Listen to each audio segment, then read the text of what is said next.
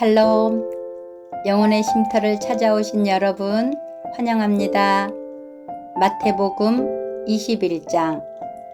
예수님과 제자들이 예루살렘에 가까이 오시다가 올리브산 기슭에 있는 벳바게라 하는 곳에 이르렀습니다.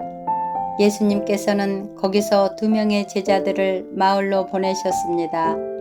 예수님께서 말씀하셨습니다. 너희는 맞은편 마을로 들어가거라. 그러면 당나귀 한 마리가 새끼와 함께 묶여 있는 것을 발견할 것이다. 그 당나귀를 풀어서 나에게 가져오너라. 만일 누가 너희에게 무슨 말을 하거든 주님이 필요하시답니다 라고 하여라. 그러면 즉시 내어줄 것이다. 이것은 예언자가 말한 것을 이루려고 하신 것이었습니다. 시온의 딸에게 말하여라. 보아라, 내 왕이 내게로 오신다. 그는 겸손하여 당나귀를 탔는데 어린 당나귀 곧 나귀 새끼를 타고 오신다. 2 제자들이 가서 예수님께서 지시하신 그대로 했습니다. 그들은 당나귀와 그 새끼를 데리고 와서 그 등에 자기들의 옷을 깔았습니다. 예수님께서는 그 위에 앉으셨습니다. 수많은 사람들이 자기 옷을 벗어 길에 깔았고 나뭇가지를 잘라 똑같이 했습니다. 예수님의 앞뒤에서 따라가던 사람들이 소리쳤습니다. 다윗의 아들에게 호산나, 주님의 이름으로 오시는 분이 복되도다. 높은 곳에서 호산나. 예수님께서 예루살렘으로 들어가셨을 때 온 도시는 흥분으로 가득 찼습니다. 사람들이 물었습니다. 이 사람이 누구냐? 사람들이 대답했습니다. 이 사람은 갈릴리 나사렛 출신의 예수라는 예언자입니다. 예수님께서 성전에 들어가셨습니다. 예수님께서는 성전에서 사고 파는 사람들을 모두 내쫓으시며 돈 바꾸어 주는 사람들의 책상과 비둘기 파는 사람들의 의자를 둘러엎으셨습니다. 그리고 사람들에게 말씀하셨습니다. 내 집은 기도하는 집이라 불릴 것이다 라고 성경에 기록되어 있는데 너희는 오히려 강도들의 소굴로 바꾸어 버렸다. 성전에서 보지 못하는 사람들과 다리를 저는 사람들이 예수님께 오자 예수님께서는 그들을 고쳐주셨습니다. 대제사장들과 율법학자들이 예수님께서 하신 여러 가지 놀라운 일들과 다윗의 자손에게 호산나라고 외치는 아이들을 보았습니다. 그들은 매우 화가 났습니다. 그래서 예수님께서 말했습니다. 이 어린아이들이 말하는 것이 들립니까? 예수님께서 대답하셨습니다. 그렇다. 너희는 성경에서 읽지 못하였느냐? 어린아이, 젖먹이들의 입으로 찬양을 준비하셨다. 예수님께서 그곳을 떠나 베단이라는 마을로 가셔서 거기서 밤을 보내셨습니다. 아침이 되어 예수님께서 예루살렘으로 돌아오실 때 몹시 시장하셨습니다. 마침 길 옆에 있는 무화과 나무 한 그루를 보시고 나무 곁으로 다가가셨습니다. 그러나 그 나무에는 잎사귀만 있을 뿐 열매는 보이지 않았습니다. 예수님께서 그 나무를 향해 말씀하셨습니다. 다시는 내가 열매를 맺지 못할 것이다. 그러자 즉시 나무가 말라버렸습니다. 이것을 본 제자들이 놀라서 물었습니다. 어떻게 무화과 나무가 그렇게 빨리 말라버렸습니까? 예수님께서 제자들에게 대답하셨습니다. 내가 너희에게 진정으로 말한다.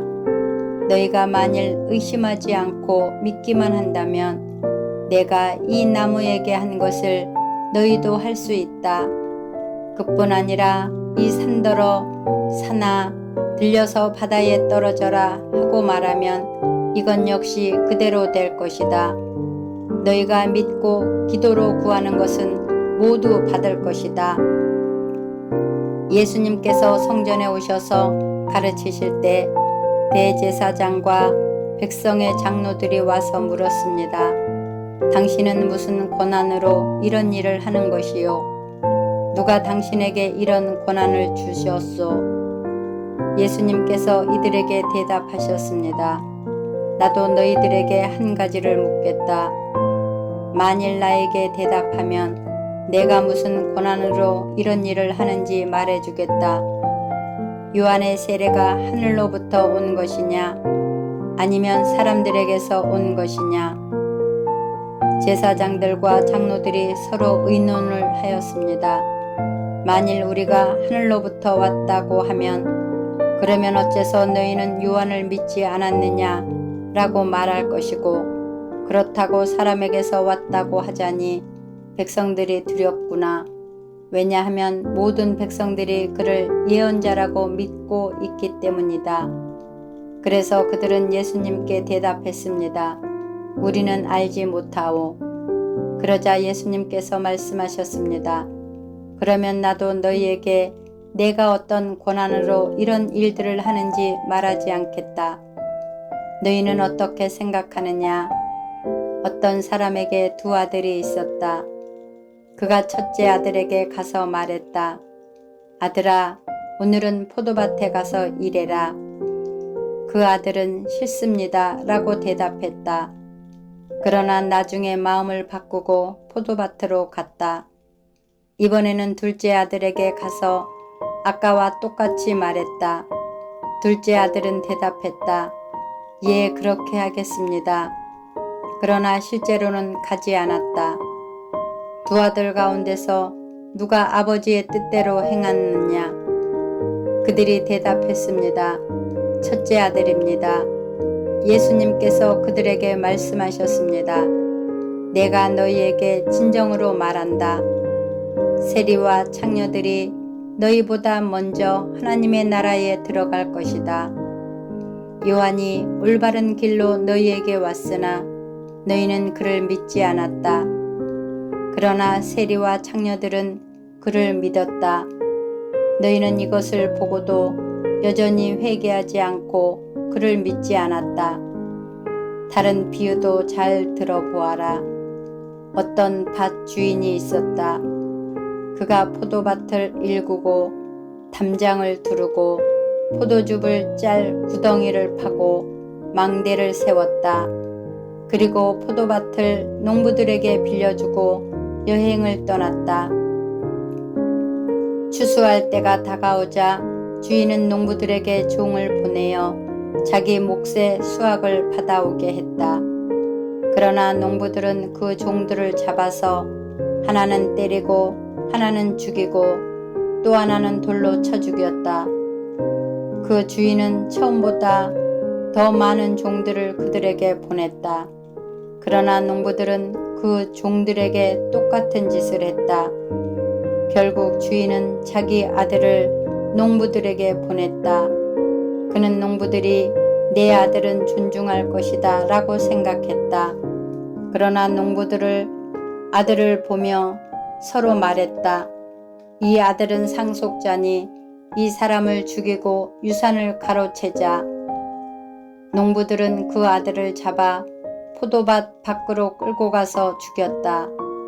그렇다면 포도밭 주인이 왔을 때 이 농부들을 어떻게 하겠느냐? 그들이 예수님께 대답했습니다. 그 못된 농부들을 죽일 것입니다. 그리고 그 포도밭은 제때에 수확한 것을 바칠 수 있는 다른 농부들에게 빌려줄 것입니다. 예수님께서 그들에게 말씀하셨습니다. 성경에서 이 말씀을 읽지 못하였느냐? 건축자가 버린 돌이 모퉁이의 머릿돌이 되었다. 이것은 주님께서 하신 일이니 우리 눈에 놀라운 일이다. 그러므로 내가 너희에게 말한다. 하나님께서는 하나님의 나라를 너희에게서 빼앗아 열매를 맺는 민족에게 주실 것이다.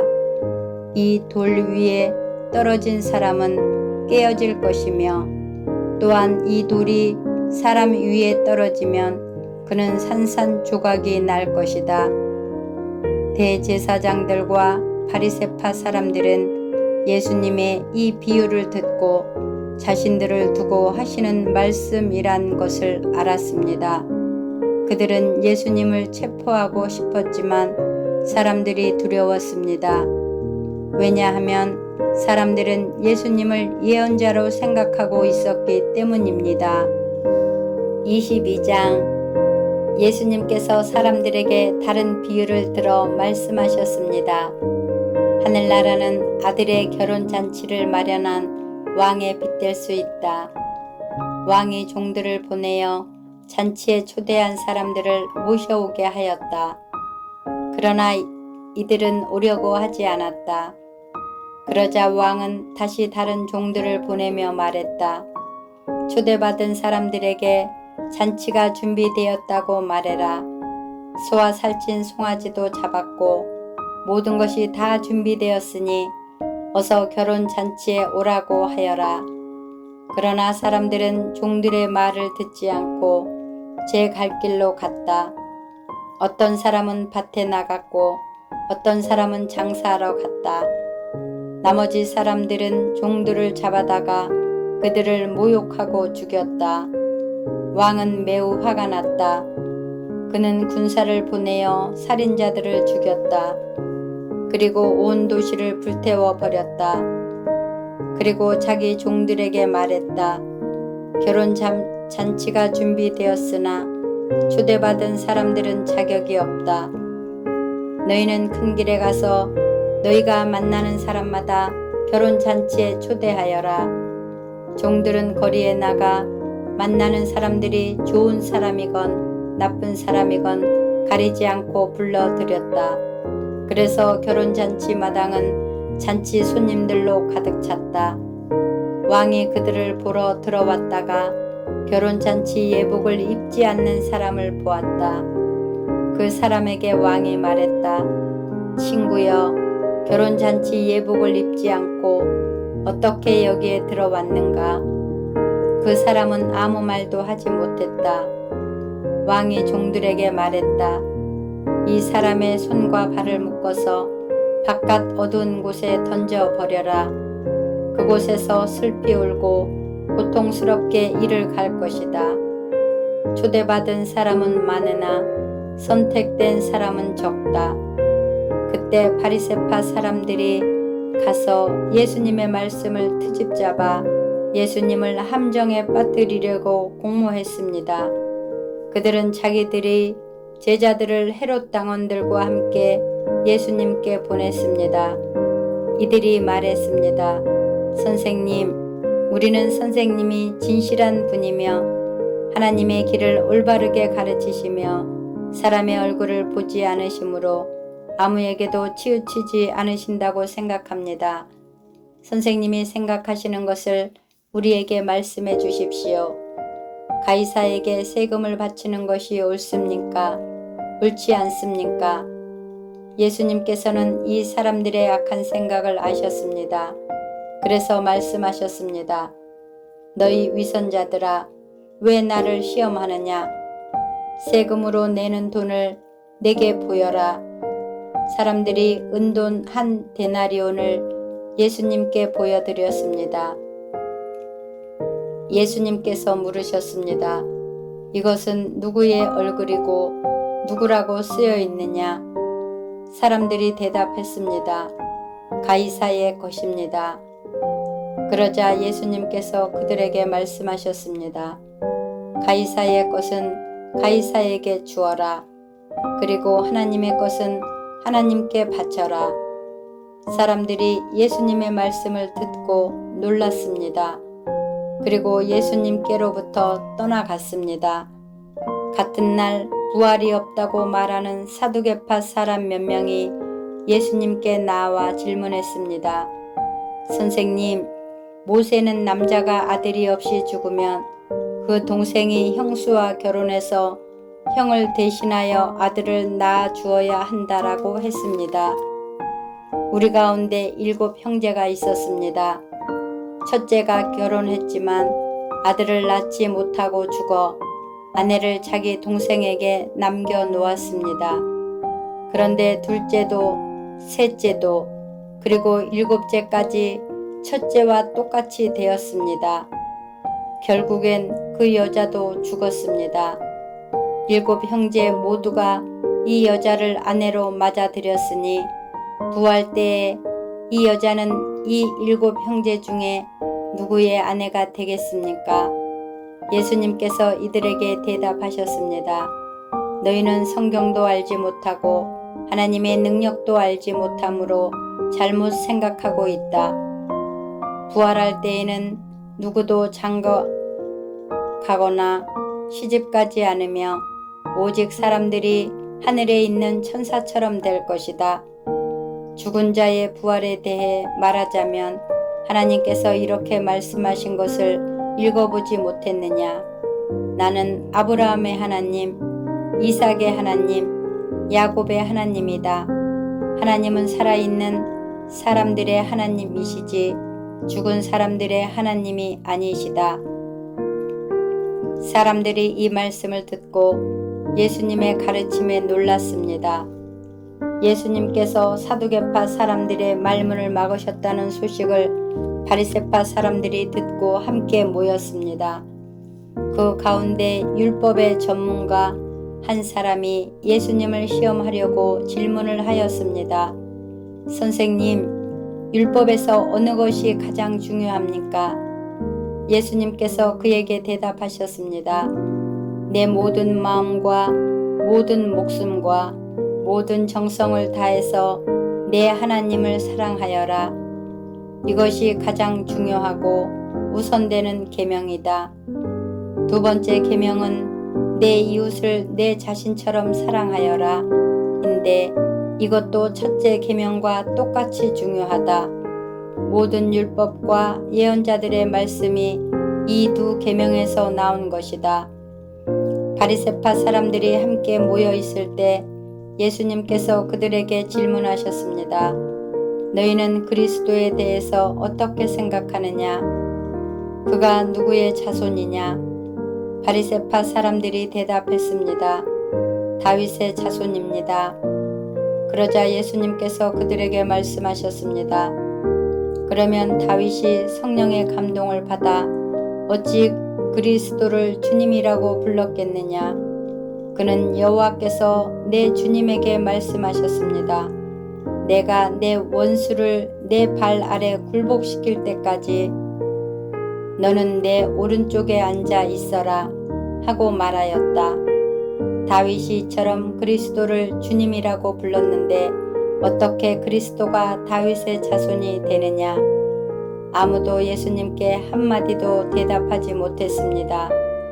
그 이후로 아무도 예수님께 감히 질문을 하려고 하지 않았습니다. 아멘. 감사합니다. 축복합니다.